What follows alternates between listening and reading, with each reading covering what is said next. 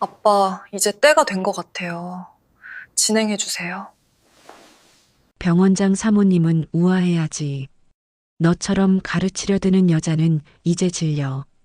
남편은 제 얼굴에 이혼 서류를 던지고는 구둣발로 제 손을 걷어찼습니다. 그리고 고급 세단을 타고 떠나며 제게 흙탕물을 튀겼습니다. 10년 동안 교사 일을 그만두고 남편 의대 뒷바라지를 했는데 돌아온 건 이혼 통보였습니다. 하지만 그들은 몰랐습니다. 제가 무릎 꿇고 빌던 그 순간에도 명동 최고의 사채왕인 제 아버지가 움직이고 있었다는 것을. 며칠 후 병원장 취임식 날 화려한 샴페인 파티가 한순간에 지옥으로 바뀌는 순간을 그들은 목격하게 됩니다. 본격적인 사연 시작하기 전에 구독과 좋아요 한번 눌러주세요. 감동 사연을 함께 하시는 동안에 더 따뜻한 행복이 여러분에게 닿으시길 바랍니다. 오늘의 사연 시작합니다. 부엌에서 사골국이 보글보글 끓고 있었습니다. 영희는 국자를 들고 있었습니다. 이 정도면 됐겠지. 그때 거실에서 발소리가 들렸습니다. 시어머니 명자가 코를 벌름거리며 부엌으로 들어왔습니다. 아, 또 이 냄새야? 어머니, 장규 씨가 요즘 많이 피곤해서요. 명자가 손으로 코를 막았습니다. 피곤하면 병원 가서 먹지. 왜 집에서 이런 냄새를 풍겨? 어머니, 사골국 좋아하셔서. 좋아하긴 뭘 좋아해. 명자의 목소리가 높아졌습니다. 10년을 살았으면 좀 달라져야지. 10년이 지나도 시장통 냄새가 안 빠져. 영희가 조심스럽게 말했습니다. 제가 더 신경 쓸게요. 명자가 비웃듯 웃었습니다. 신경? 네가 뭘 안다고. 명자는 냄비 손잡이를 움켜쥐었습니다. 어머니, 밤새 끓인 거예요. 그래서 더 역겨워. 명자가 냄비를 들어 싱크대에 쏟아부었습니다. 영희는 한동안 말을 잃었습니다. 이게 무슨 짓이에요? 명자가 찬장을 열어 소독제를 꺼냈습니다. 비켜. 어머니, 그건 아니에요. 명자가 영희 옷과 머리에 소독제를 뿌렸습니다. 기침하지 마. 내 몸에서 나는 냄새야. 어머니, 제발이요. 영희가 바닥에 무릎을 꿇었습니다. 제가 더 조심할게요. 더 잘할게요. 명자가 내려다보며 말했습니다. 교사 출신이라고 잘난 척하더니 지금은 아무것도 아니네. 영희는 아무 말도 하지 못했습니다. 내 부모도 참 대단해. 영희가 고개를 들었습니다. 무슨 말씀이세요? 생선 장수 냄새 숨기느라 결혼할 때 얼마나 애썼겠어. 영희의 손이 떨렸습니다. 명자가 안방으로 들어갔습니다. 옷장을 열어 옷을 마구 꺼냈습니다. 짐 싸. 어머니, 오늘 당장 나가. 명자가 가방을 현관 밖으로 던졌습니다. 다시는 이 집에 발 들이지 마. 영희는 대문 밖에 앉아 옷을 주웠습니다. 이웃들의 시선이 느껴졌습니다. 밤이 늦어 장규가 들어왔습니다. 영희를 보고도 아무 말이 없었습니다. 장규가 봉투를 꺼내 던졌습니다. 이혼 서류야. 영희가 서류를 펼쳤습니다. 위자료 포기. 영희가 올려다봤습니다. 장규 씨, 나 당신 의대 보내느라 학교도 그만뒀어요. 그만둔 건 내 선택이야. 나 믿고 따라온 거잖아요. 난 병원장 사모님은 우아해야 한다고 생각해. 내가 그렇게 부족해요? 잔소리 많고 가르치려 드는 여자 싫어. 10년이잖아요. 그래서 이제 끝내는 거야. 장규가 차갑게 말했습니다. 도장 찍어. 현관문이 닫혔습니다. 며칠 뒤 가정법원 판사가 물었습니다. 두 분 이혼 의사 확실합니까? 영희가 먼저 말했습니다. 네, 저도요. 영희가 도장을 찍었습니다. 쾅! 이혼 성립입니다. 법원 밖 장규가 전화했습니다. 응, 끝났어. 차가 지나가며 물을 튀겼습니다. 영희 옷이 더러워졌습니다. 영희는 폴더폰을 꺼냈습니다. 아빠, 왜 그러냐? 나 이혼했어. 이제 숨길 필요 없어. 바로 진행해 주세요. 병원 자금 오늘로 끝내줄까? 검은 세단이 도착했습니다. 강우가 허리를 숙였습니다. 모시러 왔습니다. 이제 시작이에요. 차가 출발했습니다. 이혼 수속이 끝난 며칠 뒤였습니다. 장규는 병원 이사장실을 호화롭게 뜯어 고치고 있었습니다. 주리가 명품 핸드백을 들고 문을 열며 들어왔습니다. 오빠, 이사장실 진짜 멋있다. 주리가 장규의 팔짱을 끼며 웃었습니다. 장규가 샴페인 병을 따며 말했습니다. 곧 병원장 취임식이야. 내 아버지도 오시겠지? 당연하지. 우리 아버지 해외 리조트 사업하시잖아. 투자도 해주신대. 주리가 핸드백에서 사진을 꺼내 보여줬습니다. 장규가 사진을 받아들며 고개를 끄덕였습니다. 역시 내 눈은 틀리지 않아. 명자가 문을 벌컥 열고 들어왔습니다. 손에는 커다란 쇼핑백이 들려 있었습니다. 어머님 오셨어요? 이거 선물이에요. 주리가 쇼핑백을 건네자 명자가 안을 들여다봤습니다. 이게 진짜 밍크야? 당연하죠. 제가 직접 고른 거예요.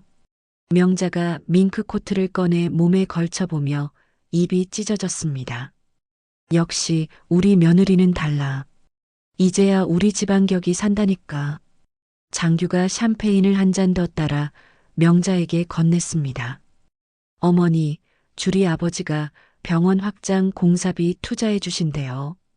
우리 장규복도 터졌네. 그 냄새나던 년 쫓아내길 잘했어. 주리가 장규를 바라보며 물었습니다. 오빠, 공사비 얼마나 필요해? 한 50억 정도면 되는데. 그 정도야 문제 없지. 다음 주에 아버지 비자금 들어온대. 세 사람이 샴페인 잔을 들어 올리려는 순간 문이 쾅 열렸습니다. 원무과장이 얼굴이 새하얗게 질린 채 뛰어들어왔습니다. 원장님, 큰일 났습니다. 장규가 샴페인 잔을 내려놓으며 인상을 찌푸렸습니다. 뭐가? 투자사에서 대출금 전액 상환 요청서가 날아왔습니다. 뭐? 매달 이자를 꼬박꼬박 냈는데 무슨 소리야? 모르겠습니다. 지금 병원 로비에 덩치 큰 남자들이 가득 찼습니다. 장규가 자리에서 벌떡 일어났습니다. 그 투자사가 어딘데? 그게 KM 캐피탈이라고만 되어 있습니다. 엘리베이터가 띵하고 열렸습니다. 영희가 검은색 정장을 입고 강우와 함께 걸어 나왔습니다. 복도 양쪽에 검은 양복을 입은 남자들이 쫙 깔려 있었습니다. 영희가 이사장실 문을 밀고 들어갔습니다. 장규와 명자가 입을 벌린 채 영희를 쳐다봤습니다. 영희가 테이블 위에 두꺼운 서류 뭉치를 툭 던졌습니다. 박 원장님, 오랜만이에요. 장규가 서류를 집어들고 펼쳤습니다. 이게 뭐야? 영희가 의자를 빼서 앉으며 다리를 꼬았습니다. 병원 지을 때 빌린 돈 있죠? 그거 당장 갚으세요. 갑자기 왜? 계약서에 5년 거치 10년 분할 상환이라고 되어 있잖아. 강우가 안경을 고쳤으며 앞으로 나섰습니다.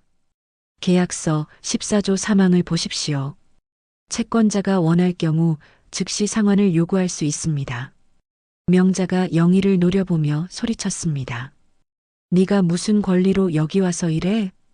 영희가 명자를 똑바로 쳐다봤습니다. 어머님이 그렇게 무시하셨던 그 투자사요. 실소유주가 우리 아버지예요. 김만석 회장님. 장규가 잔을 떨어뜨렸습니다. 샴페인 잔이 바닥에 떨어져 깨졌습니다. 김만석? 명동만석? 네, 박 원장님. 10년 동안 무시하신 그 장인어른이요. 명자가 벽에 기대며 다리에 힘이 풀렸습니다. 그럴 리가 없어. 내 아버지는 생선 장수였잖아. 영희가 자리에서 일어나 장규에게 다가갔습니다. 장규의 넥타이를 거칠게 잡아당겨 고쳐 매주었습니다. 제가 행복하게 살 수 있게 숨기신 거예요. 박 원장님, 내일까지 원금 못 갚으면 병원 경영권은 제가 가져갈 거예요. 명자가 영희에게 달려들었습니다. 이 거짓말쟁이 년이. 명자가 손을 들어 영희의 뺨을 때리려 했습니다. 강우가 재빠르게 명자의 손목을 낚아챘습니다. 최 여사님, 폭행죄로 처벌받고 싶으십니까? 명자가 손목을 빼내려 발버둥 쳤습니다. 강우가 명자의 손목을 놓아주자 명자는 뒷걸음질 치다 소파에 주저앉았습니다. 구석에 숨어있던 주리가 핸드백을 꼭 껴안으며 중얼거렸습니다. 저 여자가 진짜 재벌 딸이야? 영희가 문 쪽으로 걸어가며 뒤돌아봤습니다. 내일 보죠. 영희가 문을 나서자 복도에 서 있던 남자들이 일제히 고개를 숙였습니다. 엘리베이터가 닫히고 장규는 바닥에 주저앉아 머리를 쥐어뜯었습니다. 주리가 핸드백을 들고 화장실로 뛰어가 변기에 앉아 손톱을 물어뜯었습니다. 복도에서는 간호사들이 모여 수군거렸습니다. 병원 주인이 바뀌는 거 아니야? 원장님 얼굴 봤어? 완전 하얗게 질렸던데. 원장님 전 부인이 재벌 딸이었대. 영희는 1층 로비를 지나 병원 밖으로 나왔습니다. 강우가 차 문을 열어주었습니다. 영희가 차에 오르며 병원 건물을 올려다봤습니다. 곧 저 이름도 내릴 거예요. 강우가 운전석에 앉으며 백미러로 영희를 바라봤습니다. 이사장님, 이제 시작입니다. 네, 알아요. 차가 출발했습니다. 그날 밤이었습니다. 장규는 주리에게 매달렸습니다. 주리야, 당장 현금 좀 융통해줘. 8억만 있으면 돼. 오빠 미안해. 갑자기 배가 아파서. 주리가 배를 움켜쥐고 화장실로 뛰어갔습니다. 장규가 화장실 문을 두드렸습니다. 주리야, 제발 좀 도와줘. 오빠 내일 아버지한테 연락해 볼게. 장규가 휴대폰을 꺼내 전화번호를 눌렀습니다. 신호음이 3번 울리고 전화가 연결됐습니다. 독사야, 나 박장규야. 급한 일이 있어서 그러는데 만날 수 있어? 원장님 무슨 일이십니까? 전화로 말하긴 그렇고 밤 11시에 병원 뒷골목으로 나와. 한편 영희는 아버지 만석과 허름한 국밥집에서 만났습니다. 만석이 순대국 그릇을 영희 앞으로 밀며 말했습니다. 먹어라. 많이 힘들었지? 아빠 괜찮아. 만석이 낡은 통장 몇 권을 테이에 올려놓았습니다. 아빠가 평생 모은 거다. 이제는 너를 지키는 칼로 써라. 영희가 통장을 보며 눈시울이 붉어졌습니다. 아빠, 울지 마. 우리 딸 이제 당당하게 살아야지. 만석이 영희의 손을 꼭 잡아줬습니다. 영희가 고개를 끄덕이며 국물을 한 숟가락 떴습니다. 식사를 마친 뒤 만석이 먼저 자리에서 일어났습니다. 아빠 먼저 갈게. 너도 조심해서 가고. 네, 아빠. 영희가 국밥집을 나와 골목길을 걸었습니다. 택시를 잡으려고 큰 길로 나가려는데 앞에서 남자 3명이 나타났습니다. 맨 앞에 남자가 쇠파이프를 손에 들고 있었습니다. 좋은 말 할 때 서류 내놓고 꺼져라. 독사가 쇠파이프를 손바닥에 탁탁 두드리며 다가왔습니다. 영희가 한 걸음 뒤로 물러섰습니다. 누구세요? 알 필요 없어. 가방 내놔. 독사가 손을 뻗어 영희의 가방을 낚아채려 했습니다. 그때 골목 입구에서 눈부신 헤드라이트가 켜졌습니다. 검은색 승합차가 급정거하며 멈춰 섰습니다. 강우가 차에서 뛰어내려 안경을 고쳤으며 소매를 걷어붙였습니다. 이사장님한테서 손 떼. 독사의 부하 하나가 강우에게 달려들었습니다. 강우가 재빠르게 몸을 피하며 부하의 팔을 비틀었습니다. 부하가 비명을 지르며 바닥에 쓰러졌습니다. 또 다른 부하가 강우의 뒤통수를 노리고 주먹을 날렸습니다. 강우가 몸을 숙이며 옆구리를 가격했습니다. 두 번째 부하도 바닥에 쓰러졌습니다. 독사가 품에서 잭나이프를 꺼내 들었습니다. 이 새끼가 어디서? 골목 양쪽에서 검은 양복을 입은 남자들이 나타났습니다. 승합차 뒷문이 열리고 만석이 지팡이를 짚고 내렸습니다. 만석이 지팡이로 바닥을 쿵쿵 치며 걸어왔습니다. 내가 명동 만석이다. 독사가 그 이름을 듣고 칼을 떨어뜨렸습니다. 칼이 바닥에 떨어져 쨍그랑 소리를 냈습니다. 독사가 무릎을 꿇으며 손을 비볐습니다. 회장님, 살려주십시오. 박장규 원장이 시켰습니다. 뭐? 박 원장이 저한테 돈 봉투 주면서 전부인 겁주라고 했습니다. 영희가 독사에게 다가가 휴대폰을 빼앗았습니다. 통화 기록과 문자 메시지를 확인하며 화면을 캡처했습니다. 이게 결정적인 증거네. 강우가 영희에게 자신의 재킷을 벗어 덮어줬습니다. 많이 놀라셨죠? 아니요, 괜찮아요. 영희가 고개를 저으며 독사를 내려다봤습니다. 만석이 경호원들에게 손짓했습니다. 저놈 차에 실어서 경찰서로 가. 알겠습니다, 회장님. 경호원들이 독사를 짐짝처럼 들어올려 차에 실었습니다. 독사가 발버둥 치며 소리쳤습니다. 살려주세요. 다시는 안 그럴게요. 차 문이 닫히고 승합차가 출발했습니다. 만석이 영희의 어깨를 토닥였습니다. 괜찮니? 네, 아빠. 걱정 마세요. 영희가 아버지와 강우를 번갈아 보며 말했습니다. 이제 더 이상 당하고만 있지 않을 거예요. 법대로 그리고 돈대로 갚아줄 거예요. 만석이 고개를 끄덕이며 웃었습니다. 그래, 그래야지. 강우가 영희에게 물었습니다. 이사장님, 집까지 모셔다 드릴까요? 네, 부탁해요. 강우가 차 문을 열어주었습니다. 영희가 차에 오르며 골목을 돌아봤습니다. 독사의 부하 둘이 바닥에 엎드린 채 신음하고 있었습니다. 만석이 옆차에 타며 창문을 내렸습니다. 영희야, 내일 아침에 보자. 네, 아빠. 두 대의 차가 골목을 빠져나갔습니다. 영희가 창밖을 보며 작게 중얼거렸습니다. 장규 씨, 이제 끝이에요. 강우가 백미러로 영희를 바라보며 말했습니다. 이사장님, 내일은 더 바쁠 겁니다. 알아요. 준비됐어요. 차는 밤거리를 달렸습니다. 네온사인이 차창에 반사되어 스쳐 지나갔습니다. 그날 밤 경찰서에서 독사는 조서를 쓰고 있었습니다. 형사가 독사를 노려보며 물었습니다. 박장규 원장이 얼마 줬어? 500만 원 받았습니다. 전화 통화 내역 있지? 네, 있습니다. 형사가 조서를 덮으며 고개를 저었습니다. 멍청한 새끼. 폭행 교사죄로 박장규도 엮일 거야. 독사가 고개를 떨구고 한숨을 내쉬었습니다. 한편 병원 이사장실에서 장규는 소파에 앉아 술을 마시고 있었습니다.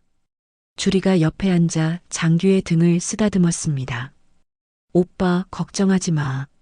내가 아버지한테 연락해 볼게. 독사 그 새끼는 왜 연락이 안 되는 거야? 장규가 휴대폰을 집어던졌습니다. 휴대폰이 벽에 부딪혀 바닥에 떨어졌습니다. 주리가 장규의 손을 잡았습니다. 오빠, 진정해. 다 잘 될 거야. 잘 되긴 뭐가 잘 돼. 내일까지 돈을 못 구하면 병원을 빼앗긴다고. 장규가 머리를 쥐어뜯으며 소리쳤습니다. 주리가 핸드백을 들고 일어섰습니다. 나 먼저 갈게. 오빠도 집에 가서 쉬어. 그래. 주리가 문을 나서며 복도를 걸었습니다. 엘리베이터를 기다리며 휴대폰을 꺼내 전화를 걸었습니다. 언니, 나야. 일이 꼬였어. 어떡하지? 주리가 엘리베이터에 올라 버튼을 눌렀습니다. 문이 닫히고 주리는 거울에 비친 자신의 얼굴을 보며 한숨을 내쉬었습니다. 다음 날 아침이었습니다. 만석은 영희를 자신의 비밀 금고방으로 데려갔습니다. 두꺼운 철문이 열리자 안에는 서류 가득한 캐비닛이 줄지어 있었습니다. 만석이 캐비닛을 열며 장부를 꺼냈습니다. 이게 다 뭐예요, 아빠? 대한민국 현금의 절반이 여기서 움직인다. 이제 다 내 거야. 영희가 장부를 펼쳐보며 눈이 커졌습니다. 아빠, 이건 너무 우리 딸 기죽지 말라고 만들어 놓은 거다. 마음껏 써라. 만석이 영희의 손을 꼭 잡아줬습니다. 영희가 장부를 덮으며 고개를 끄덕였습니다. 감사해요, 아빠. 만석이 강우를 불러 지시했습니다. 강 변호사, 영희 좀 도와줘. 걱정 마십시오, 회장님. 강우가 영희를 시내 최고급 호텔 스위트룸으로 안내했습니다. 방 안에는 대형 테이블과 노트북이 준비되어 있었습니다. 영희가 테이블에 앉아 병원 회계 장부를 펼쳤습니다. 밤새 장부를 넘기며 숫자를 확인했습니다. 강우가 커피를 따라주며 말했습니다. 이사장님 좀 쉬시죠. 아니요, 이거 먼저 끝내야 해요. 영희가 형광펜으로 장부에 줄을 그었습니다. 여기 봐요. 유령회사로 돈이 빠져나갔어요. 강우가 장부를 들여다보며 고개를 끄덕였습니다. 역시 선생님 출신이라 숫자 보는 눈이 다르십니다. 10년 동안 교사 생활한 게 헛되지 않네요. 영희가 노트북을 켜서 유령회사 명단을 정리했습니다. 아침 해가 창문으로 들어올 때까지 작업이 이어졌습니다. 오후가 되자 영희는 백화점 VIP실로 향했습니다. 스타일리스트가 영희를 맞이했습니다. 어서 오세요. 회장님께서 미리 연락 주셨어요. 부탁드려요.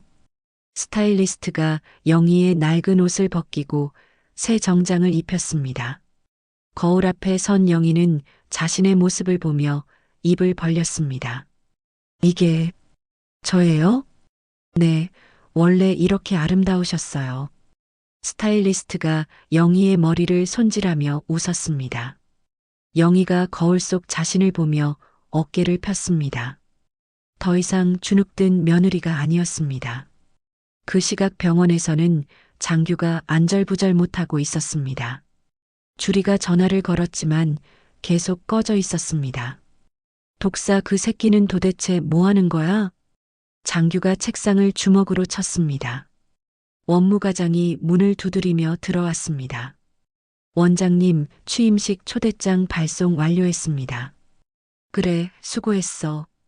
원무과장이 나가고 장규는 의자에 깊이 앉았습니다. 책상 위에 놓인 초대장을 집어들며 웃었습니다. 취임식은 성대하게 해야지. 장규가 휴대폰을 꺼내 영희가 묵고 있는 호텔 주소를 검색했습니다.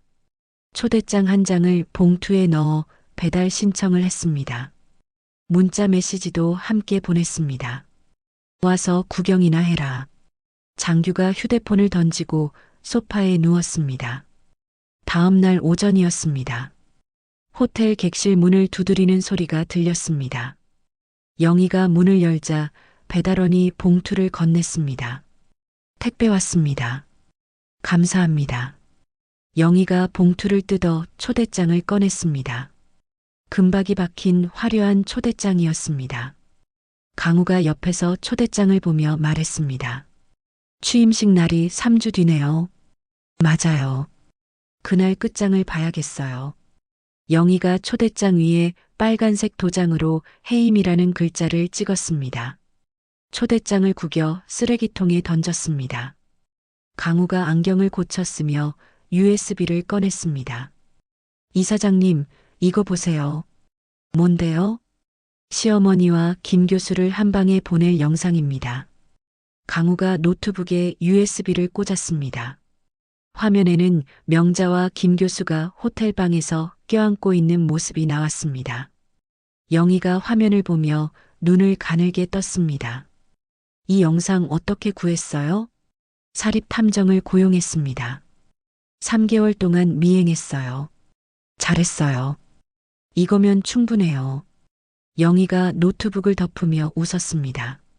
취임식 전날 밤이었습니다. 영희는 백화점 VIP실에서 순백의 정장을 마쳤습니다. 재단사가 줄자로 영희의 치수를 재며 말했습니다. 정말 잘 어울리세요. 감사합니다. 영희가 거울 앞에 서서 정장을 입은 자신의 모습을 봤습니다. 당당한 모습이었습니다. 더 이상 김 선생님이 아니었습니다. 영희가 호텔로 돌아와 아버지를 만났습니다. 만석이 소파에 앉아 차를 마시고 있었습니다. 아빠, 내일 준비 다 됐어요. 그래, 우리 딸. 쫄지 마라. 만석이 영희의 손을 꼭 잡았습니다. 아빠가 준 기회로 저 파렴치한 인간들 콧대를 꺾어 놓을게요. 그래야지. 내 뒤엔 이 아비가 있다. 영희가 아버지를 안으며 눈을 감았습니다. 다음 날 아침이 밝았습니다. 결전의 날이었습니다. 영희가 순백의 정장을 입고 거울 앞에 섰습니다. 강우가 차를 대기시켰다고 전화했습니다. 이사장님, 준비됐습니다. 금방 내려갈게요. 영희가 엘리베이터를 타고 1층으로 내려갔습니다. 호텔 로비를 지나 밖으로 나오자 검은색 세단이 대기하고 있었습니다. 강우가 차 문을 열어줬습니다. 이사장님, 영희가 차에 올랐습니다. 차가 출발하며 병원으로 향했습니다. 창밖으로 스쳐 지나가는 풍경을 보며 영희는 주먹을 꽉 쥐었습니다. 병원 입구에 도착하자 현수막이 펄럭이고 있었습니다. 박장규 병원장 취임이라고 크게 적혀 있었습니다. 영희가 현수막을 올려다보며 차가운 미소를 지었습니다. 곧 저걸 찢어버릴 거예요. 강우가 고개를 끄덕였습니다. 그럼요, 이사장님. 차가 병원 지하 주차장으로 들어갔습니다. 취임식 당일 오후였습니다. 병원 대강당은 화환으로 가득 찼습니다. 국회의원과 지역 유지들이 자리를 채웠습니다. 턱시도를 입은 장규가 입구에서 하객들과 악수를 나눴습니다. 어서 오십시오. 감사합니다. 축하합니다, 원장님. 명자가 한복을 곱게 차려입고 하객들 사이를 누볐습니다. 앞줄에 앉은 김 교수를 가리키며 자랑했습니다. 저분이 제 대학 동창 김 교수님이세요. 우리 병원 자문도 해주시고요. 아, 그 유명하신 분이시군요. 맞아요. TV에도 자주 나오시잖아요. 명자가 김 교수 옆에 앉으며 손을 살짝 잡았습니다. 김 교수가 명자를 보며 눈을 찡긋했습니다. 장규가 단상에 올랐습니다. 조명이 장규를 비췄습니다. 장규가 마이크를 잡고 목을 가다듬었습니다. 오늘 이 자리에 와주신 모든 분들께 감사드립니다. 하객들이 박수를 쳤습니다. 저는 이 병원을 도덕과 윤리가 살아있는 세계 최고 병원으로 만들겠습니다. 박수 소리가 더 커졌습니다. 장규가 웃으며 연설을 이어갔습니다. 그때 강당 뒷문이 쾅 하고 열렸습니다. 영희가 수십 명의 경호원을 대동하고 걸어 들어왔습니다. 순백의 정장을 입은 영희는 레드카펫을 밟으며 위풍당당하게 걸었습니다. 영희가 손짓하자 경호원들이 강당의 모든 문을 닫았습니다. 쇠사슬로 문을 걸어 잠갔습니다. 하객들이 웅성거리기 시작했습니다. 저 여자 누구야? 문을 왜 잠그는 거지? 장규가 마이크를 떨어뜨렸습니다. 마이크가 바닥에 떨어져 삐하는 소리를 냈습니다. 영희가 단상으로 걸어 올라갔습니다. 장규를 밀어내고 마이크를 집어들었습니다. 잠깐, 이 취임식은 무효입니다. 장내가 술렁였습니다. 명자가 자리에서 벌떡 일어나 소리쳤습니다. 저 미친년 당장 끌어내. 행사 진행 요원들이 움직이지 않았습니다. 강우가 이미 요원들을 교체해 놓았기 때문입니다. 영희가 손가락을 딱 튕겼습니다. 강당 정면의 대형 스크린이 지직거렸습니다. 화면이 바뀌며 영상이 재생되기 시작했습니다. 화면 속에는 명자와 김 교수가 나왔습니다. 호텔방에서 가운만 걸친 채 껴안고 있었습니다. 명자가 김 교수의 잔에 술을 따르며 말했습니다. 자기야, 우리 멍청한 아들놈은 병원 일 아무것도 몰라. 김 교수가 명자의 어깨를 안으며 웃었습니다. 그럼 우리가 병원 돈 빼돌려서 크루즈 여행이나 가자. 좋아, 자기. 두 사람이 잔을 부딪히며 키스했습니다. 강당이 순식간에 아수라장이 되었습니다. 세상에, 저게 뭐야? 병원장 어머니가 저러면 어떡해? 하객들이 화면과 객석의 김 교수를 번갈아 봤습니다. 기자들이 카메라 플래시를 터뜨렸습니다. 김 교수가 자리에서 벌떡 일어나 문으로 달려갔습니다. 문이 잠겨 있어 열리지 않았습니다. 문 좀 열어줘요. 제발. 김 교수가 문을 두드리며 발버둥 쳤습니다. 명자가 단상을 향해 소리쳤습니다. 아니야. 저거 합성이야. 거짓말이라고. 명자가 뒷목을 잡고 비틀거렸습니다. 거품을 물며 그 자리에 쓰러졌습니다. 하객들이 놀라 자리에서 일어났습니다. 장규가 스크린을 향해 물병을 던졌습니다. 영상 꺼. 당장 끄라고. 영희가 가방에서 서류 뭉치를 꺼냈습니다. 강당 바닥에 서류를 흩뿌렸습니다. 명자가 김 교수 연구실의 후원금 명목으로 빼돌린 횡령 장부였습니다. 여러분, 이게 증거입니다. 최명자 씨는 병원 돈을 빼돌렸어요. 하객들이 바닥에 떨어진 서류를 집어들었습니다. 누군가 소리쳤습니다. 이거 진짜네. 숫자가 다 나와 있어. 그때 강당 문이 열리며 경찰들이 들어왔습니다. 형사 2명이 김 교수에게 다가갔습니다. 김 교수님, 횡령 혐의로 체포합니다. 아니야, 오해야. 나는 아무것도 모른다고. 형사가 김 교수에게 수갑을 채웠습니다. 재무이사도 경찰에게 끌려갔습니다. 저도 억울합니다. 저는 시킨 대로 했을 뿐이에요. 구급 대원들이 들것을 들고 들어와 명자를 실었습니다. 명자는 의식을 잃은 채 구급차로 실려갔습니다. 영희가 단상에서 내려와 장규 앞에 섰습니다. 장규는 바닥에 주저앉아 덜덜 떨고 있었습니다. 어머니 연해질 비용 대주느라 병원 말아먹은 효자 났네요.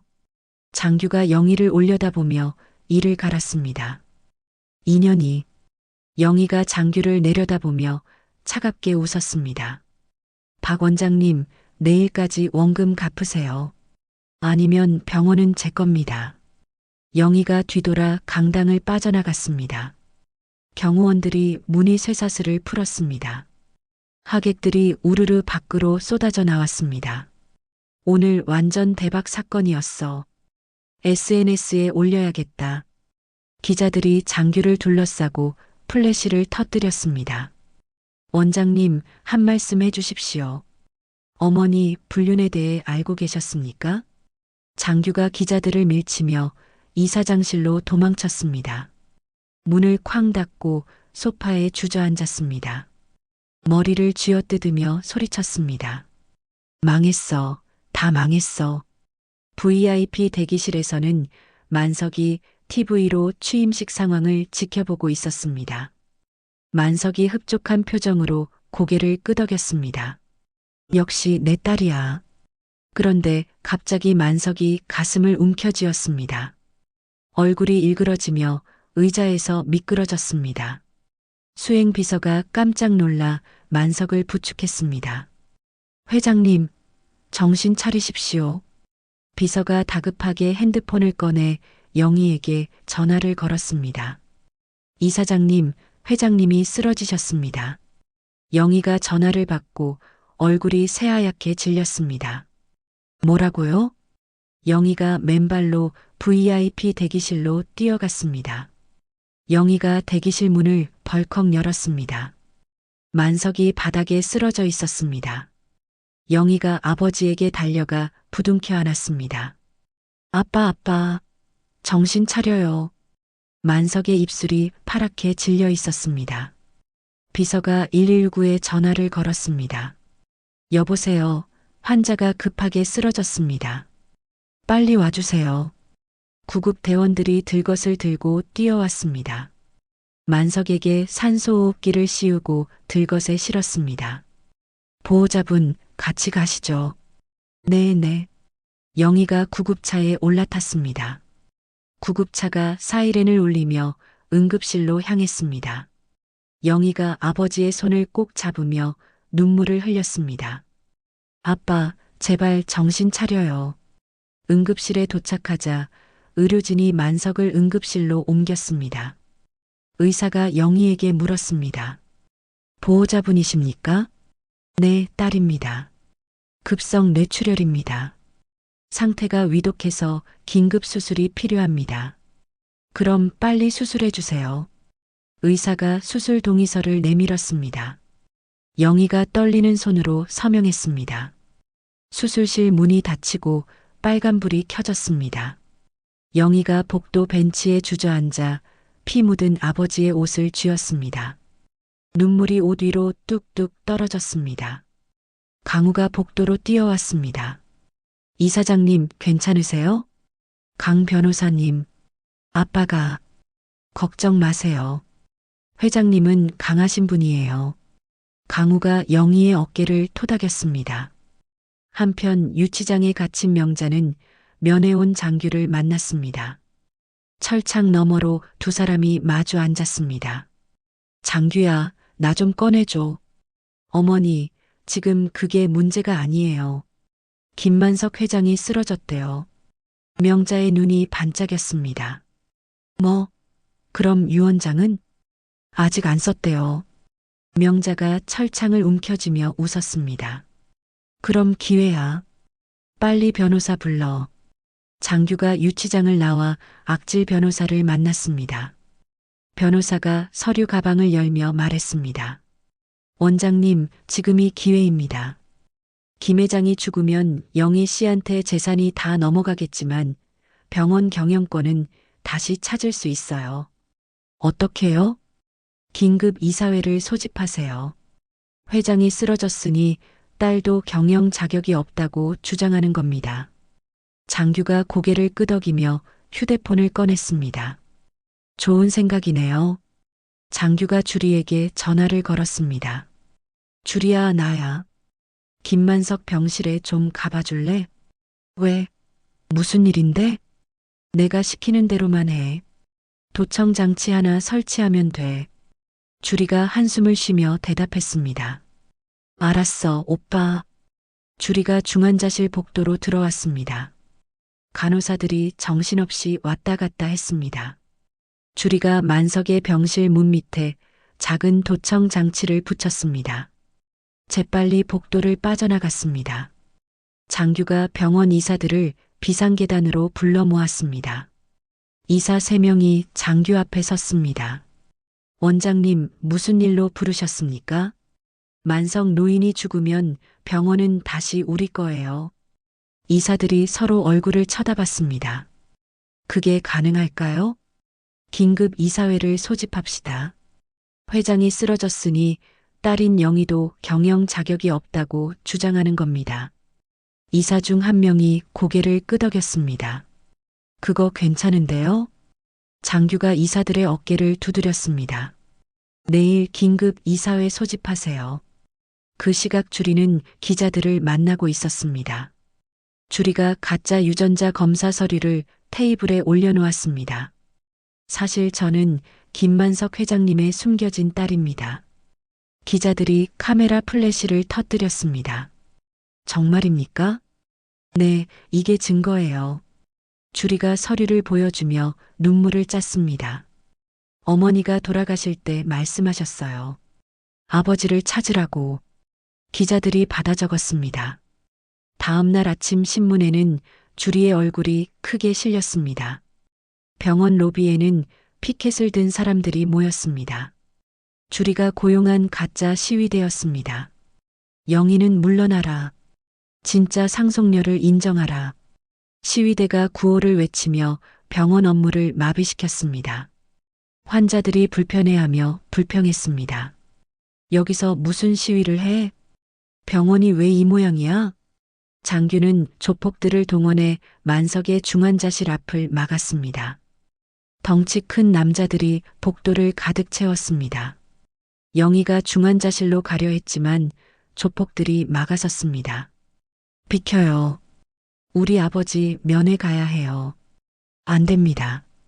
조폭이 팔을 벌려 길을 막았습니다. 영희가 조폭을 밀치려 했지만 힘이 부족했습니다. 조폭이 영희를 밀어냈습니다. 영희가 바닥에 넘어지며 무릎이 깨졌습니다. 피가 흘러내렸습니다. 아! 강우가 달려와 영희를 부축했습니다.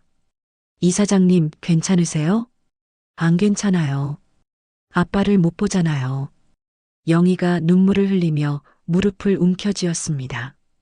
강우가 영희를 일으키며 말했습니다. 이사장님, 이대로 무너지면 회장님이 슬퍼하실 겁니다. 영희가 입술을 깨물며 고개를 들었습니다. 맞아요. 여기서 포기할 수 없어요. 깊은 밤이 되었습니다. 영희는 비상구에 혼자 앉아 울고 있었습니다. 강우가 조용히 다가와 영희 옆에 앉았습니다. 손에 작은 금고 열쇠를 들고 있었습니다. 이사장님, 이걸 보세요. 뭐예요?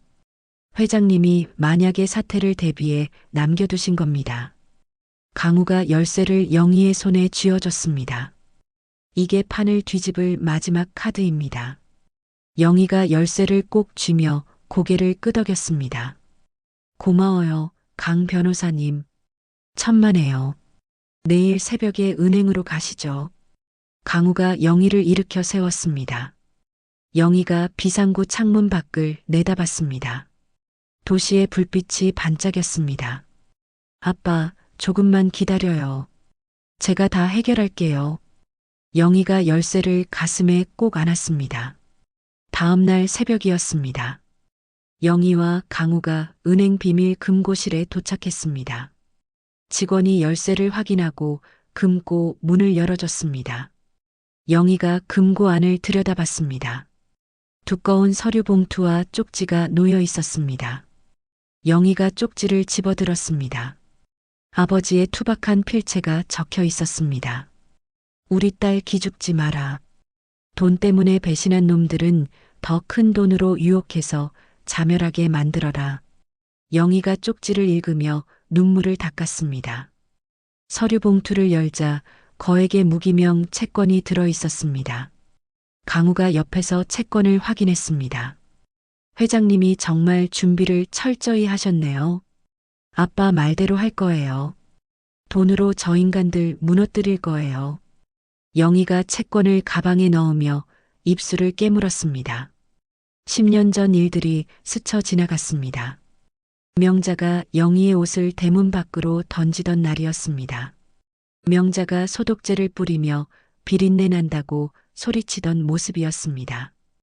영희가 무릎 꿇고 빌어도 명자는 발로 걷어찼습니다. 시댁 식구들 앞에서 하녀처럼 대했던 기억이 떠올랐습니다. 명절날 새벽부터 밤까지 부엌에서 일해도 명자는 음식을 쓰레기통에 버렸습니다.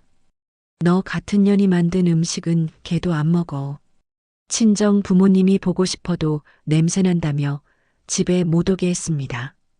아버지가 생선 장수 행세를 하며 숨어야 했던 10년이었습니다. 영희가 주먹을 꽉 쥐었습니다. 이제 다 갚아줄 거예요. 영희가 강우를 보며 말했습니다. 주리한테 연락해요. 만나고 싶다고. 알겠습니다, 이사장님. 강우가 휴대폰을 꺼내 주리에게 전화를 걸었습니다. 그날 저녁이었습니다. 병원 지하 주차장 구석진 곳에서 영희와 주리가 만났습니다. 영희가 대형 여행용 캐리어 한 개를 끌고 왔습니다.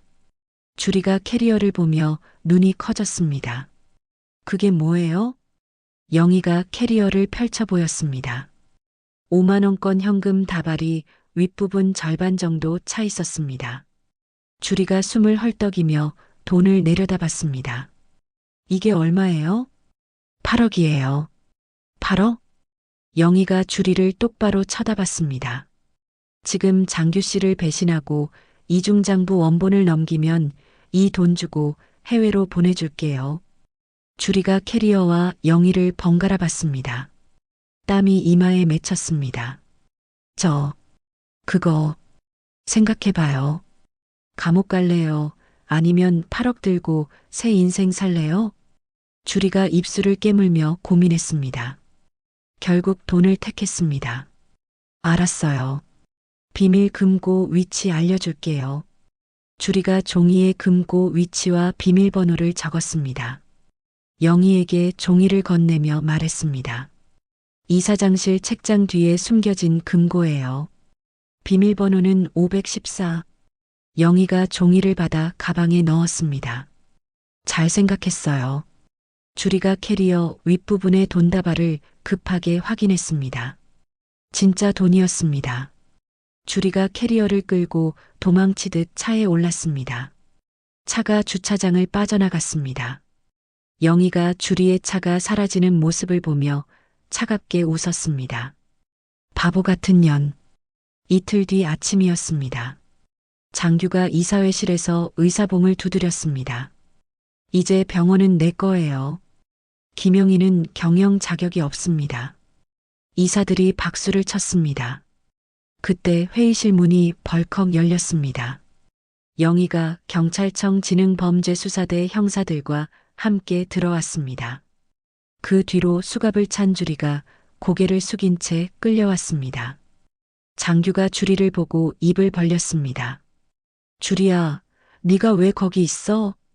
주리가 고개를 들지 못했습니다. 영희가 책상 위에 장부를 던졌습니다. 박 원장님, 이게 뭔지 아세요? 장규가 장부를 펼쳤습니다. 비자금 명세가 적혀 있었습니다. 이건 주리 씨가 준 거예요. 원장님이 숨겨둔 돈이죠. 장규가 주리에게 달려들었습니다. 이 배신자녀나. 형사들이 장규를 붙잡았습니다. 진정하십시오. 영희가 장규를 내려다보며 말했습니다. 원장님 눈은 못 속여요. 돈으로 사람 배신시키는 거 제가 어머님한테 배웠거든요. 장규가 바닥에 깔리며 발버둥 쳤습니다. 이거나 내가 누군지 알아. 형사가 미란다 원칙을 고지하며 수갑을 채웠습니다. 횡령과 배임 혐의로 체포합니다. 별도로 병원 창고에 숨어있던 명자도 경찰에 체포됐습니다. 환자복을 입은 명자가 수갑을 찬 채 끌려 나왔습니다. 기자들이 카메라를 들이댔습니다. 최명자 씨, 한 말씀 해주십시오. 비켜요. 명자가 카메라를 피하려 고개를 돌렸습니다. 영희가 복도에서 명자를 마주쳤습니다. 명자가 영희를 노려봤습니다. 네가 이렇게 만든 거지? 이 못된 년아. 영희가 명자 앞에 바짝 다가섰습니다. 어머님, 10년 동안 저한테 하신 거 기억나세요? 명자가 침을 뱉으려 했지만 경찰이 제지했습니다. 영희가 명자의 귀에 대고 속삭였습니다. 비린내 난다고 소독제 뿌린 거, 음식 쓰레기통에 버린 거, 친정 부모 못 오게 한 거 다 기억해요. 이제 똑같이 갚아드릴게요. 명자가 눈을 부라렸습니다. 2년이 경찰이 명자를 끌고 갔습니다.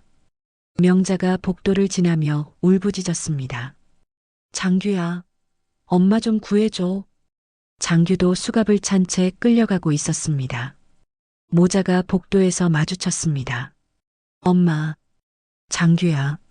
경찰이 두 사람을 각각 다른 방향으로 끌고 갔습니다. 한편 공항에서 주리가 출국 심사대를 지나려 했습니다. 캐리어를 끌고 가는데 직원이 손을 들어 막았습니다. 출국 금지 대상자십니다. 뭐요? 공항 경찰이 달려왔습니다. 주리 씨 사기 혐의로 체포합니다. 주리가 캐리어를 열어 확인했습니다. 윗부분만 진짜 돈이고 아래는 전부 신문지 뭉치였습니다. 주리가 바닥에 주저앉아 땅을 쳤습니다. 이럴 수가. 속았어. 경찰서에서는 독사가 조사를 받고 있었습니다. 형사가 서류를 넘기며 물었습니다. 박장규가 당신한테 폭행 청부했죠? 네, 맞습니다. 전화 통화 기록 있습니다. 이거면 박장규 추가 구속 사유가 되겠네. 독사가 고개를 숙였습니다. 병원 옥상에서 영희와 강우가 아래를 내려다봤습니다. 경찰차 세대가 장규와 명자와 주리를 싣고 떠났습니다. 영희가 안도의 한숨을 내쉬었습니다. 다 끝났어요. 강우가 엄지손가락을 치켜 세웠습니다. 완벽한 승리입니다. 이사장님. 영희가 다리에 힘이 풀려 난간을 붙잡았습니다. 강우가 영희를 부축했습니다. 괜찮으세요? 네, 이제 정말 괜찮아요. 두 사람이 옥상 문으로 걸어갔습니다. 석 달이 지났습니다. 병원은 만성 나눔 병원으로 간판을 바꿨습니다. 돈 없는 서민들도 무료로 진료받을 수 있었습니다. 기적적으로 의식을 회복한 만석은 휠체어를 탔습니다. 영희가 휠체어를 밀며 병원 정원을 산책했습니다. 아빠, 날씨 좋죠? 그래, 우리 딸. 고생 많았다. 만석이 병원 입구에 길게 줄 선 환자들을 봤습니다. 역시 선생님 출신이라 마음 쓰는 게 다르구나. 만석이 영희의 손을 토닥였습니다. 영희가 환하게 웃으며 휠체어를 밀었습니다. 그때 BVIP 병동에서 간호사가 뛰어왔습니다. 이사장님, 큰일 났습니다. 무슨 일이에요? 박 회장님이 깨어나셨습니다. 영희가 깜짝 놀라 간호사를 쳐다봤습니다. 뭐라고요? 시아버님이요? 네, 5년 만에 의식을 회복하셨어요. 영희가 급히 BVIP 병동으로 향했습니다. 만석도 휠체어를 타고 함께 갔습니다. 병실 문을 열자 박 회장이 침대에 앉아 있었습니다. 백발이 성성한 노인이었습니다.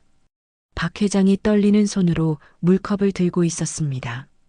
시아버님, 영희가 조심스럽게 다가갔습니다. 박 회장이 영희를 보며 눈물을 흘렸습니다. 영희, 영희구나. 시아버님, 정말 깨어나신 거예요? 박 회장이 고개를 끄덕였습니다. 영희가 박 회장의 손을 잡았습니다. 그동안 너 고생 많았지. 박 회장의 목소리가 떨렸습니다. 아니에요. 괜찮아요. 박 회장이 주먹을 불끈 쥐었습니다. 내가 다 봤어.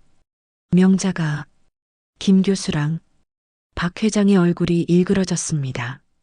5년 동안 식물인간처럼 누워 있었지만 의식은 있었습니다. 명자가 병실에 와서 김 교수와 통화하는 소리를 들었습니다. 자신의 치료비를 빼돌려 호텔비로 쓴다는 말도 들었습니다. 병원 건물 안에서 다른 남자와 히히덕거리는 소리도 들었습니다. 하지만 몸을 움직일 수도 말을 할 수도 없었습니다. 박 회장이 눈물을 주르륵 흘렸습니다. 내 아내가 내가 누워있는 병원에서 다른 남자랑. 영희가 박 회장의 등을 쓰다듬었습니다. 아버님, 이제 다 끝났어요. 어머님은 이제 감옥에 있어요. 박 회장이 영희를 쳐다봤습니다. 감옥? 네, 횡령죄로 구속됐어요. 박 회장이 안도의 한숨을 내쉬었습니다. 고맙다. 영희야. 만석이 휠체어를 타고 병실로 들어왔습니다. 박 회장님, 오랜만이십니다. 박 회장이 만석을 보고 놀랐습니다. 김만석? 네, 저 기억하시는군요. 당신이 생선 장수가 아니었군요. 만석이 씁쓸하게 웃었습니다. 딸 행복하게 해주겠다는 당신네 약속을 믿었습니다. 그런데 박 회장이 고개를 떨구었습니다. 죄송합니다. 내가 제대로 못 지켰습니다. 이제 와서 사과해도 소용없습니다. 하지만 박 회장님은 피해자시니 용서하겠습니다. 만석이 휠체어를 돌려나가려 했습니다. 박 회장이 만석을 불렀습니다. 김 회장님. 네, 우리 아들 장규, 제발 용서해 주십시오. 만석이 고개를 저었습니다. 그건 제 딸에게 물어보십시오. 만석이 병실을 나갔습니다. 박 회장이 영희를 바라봤습니다. 영희야, 내 아버님 말씀하세요. 장규가 잘못했다. 나도 어머니 기에 눌려서 너한테 제대로 못해줬다. 영희가 박 회장의 손을 놓았습니다. 아버님, 장규 씨는 감옥에서 자기가 한 일 생각하고 있을 거예요. 저는 더 이상 박 씨 집안 사람이 아니에요. 박 회장이 눈물을 닦았습니다. 미안하다. 정말 미안하다. 영희가 병실 문으로 걸어갔습니다. 뒤돌아보며 말했습니다. 아버님, 그럼 편히 쉬세요.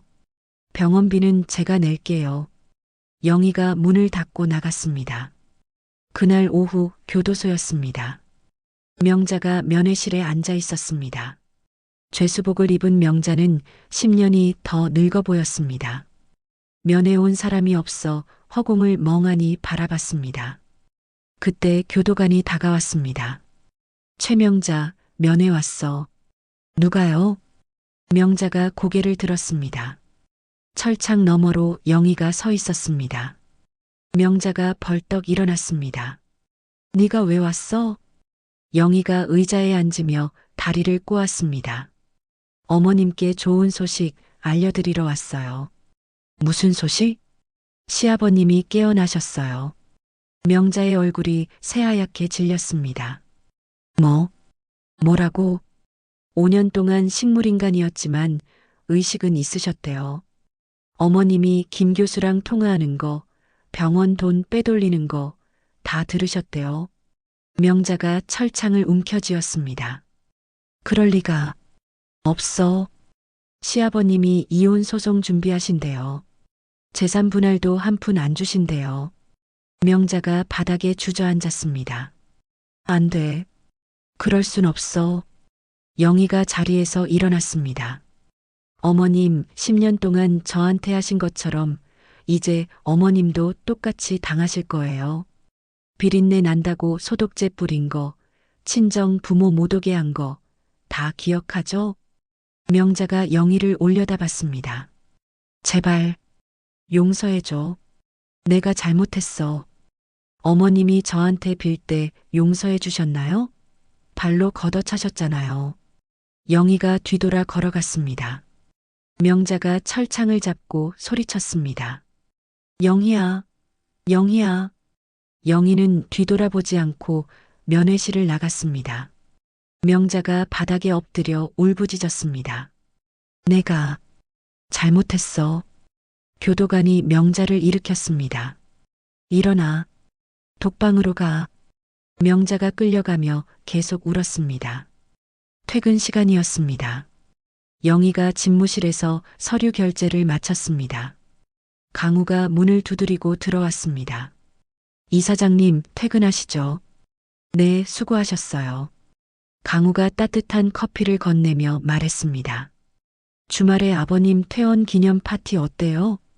영희가 수줍게 웃으며 고개를 끄덕였습니다. 좋아요. 두 사람 사이에 핑크빛 기류가 흘렀습니다. 영희가 가방을 들고 일어났습니다. 그럼 먼저 갈게요. 제가 모셔다 드릴게요. 아니에요. 기사님이 대기하고 있어요. 영희가 엘리베이터를 타고 지하 주차장으로 내려갔습니다. 주차장 구석에서 낡은 조끼를 입고 호루라기를 부는 남자가 보였습니다. 덥수룩한 수염에 초라한 행색이었습니다. 전 남편 장규였습니다. 감옥에서 나와갈 곳이 없어 영희 병원 주차 요원으로 취직했습니다. 장규가 영희의 차 번호를 알아보고 헐레벌떡 뛰어왔습니다. 이사장님, 차 문 열어드리겠습니다. 장규가 비굴하게 웃으며 차 문을 열었습니다. 영희가 선글라스를 살짝 내리고 장규를 쳐다봤습니다. 수고해요. 영희가 지갑을 열어 5만 원짜리 한 장을 꺼냈습니다. 바닥에 툭 떨어뜨렸습니다. 장규가 허겁지겁 돈을 주었습니다. 감사합니다. 이사장님. 장규가 바닥을 기며 돈을 집었습니다. 영희가 차창을 올렸습니다. 기사에게 출발하라고 손짓했습니다. 차가 주차장을 빠져나갔습니다. 백미러 속에 장규의 모습이 점점 작아졌습니다. 장규가 돈을 주머니에 넣으며 한숨을 쉬었습니다. 조수석에 앉은 강우가 영희를 보며 웃었습니다. 이사장님, 기분이 어떠세요? 후련해요. 정말 후련해요. 영희가 라디오 볼륨을 높였습니다. 경쾌한 음악이 흘러나왔습니다. 탁 트인 도로를 달리는 차 안에서 영희가 외쳤습니다. 이제 진짜 내 수업은 시작이야. 강우가 박수를 쳤습니다. 멋지십니다, 이사장님. 영희가 창밖을 보며 환하게 웃었습니다. 석양이 도시를 붉게 물들였습니다. 차는 희망찬 미래를 향해 달렸습니다. 무릎 꿇고 빌던 며느리가 병원 이사장이 되었습니다. 병원장이 되겠다던 남편은 주차 요원이 되었습니다. 천사표 안에 행세를 하던 시어머니는 감옥에서 눈물을 흘렸습니다. 인생은 참 아이러니합니다. 오만하게 남을 짓밟았던 사람들은 결국 자신이 짓밟혔던 그 자리에 서게 됩니다. 영희의 복수가 통쾌했던 이유는 그것이 정당한 응징이었기 때문입니다. 진짜 힘은 겉으로 드러나지 않을 때가 많습니다.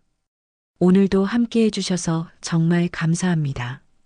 구독자분들의 내일이 오늘보다 더 편안하고 고요하길 바라겠습니다. 이야기를 끝까지 들어주신 분이 계시다면 잘 들었다고 댓글 하나만 남겨주세요.